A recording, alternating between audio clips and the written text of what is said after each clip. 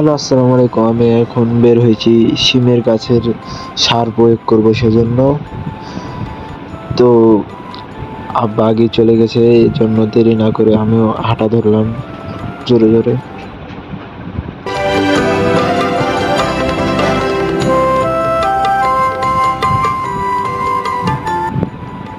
প্রায় 5 মিনিট হাঁটার পরে চলে আসলাম শাকিল মামার বাগানের কাছে।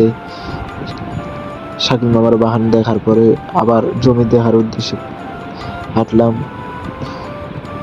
আসলে গ্রামটা অনেক সুন্দর। যদি কেউ না জন্মগ্রহণ করে গ্রামে তাহলে বুঝতে পারবে না গ্রামের সৌন্দর্যটা কেমন। তো কথা না বাড়িয়ে আবার হাঁটতে শুরু করলাম জোরে জোরে।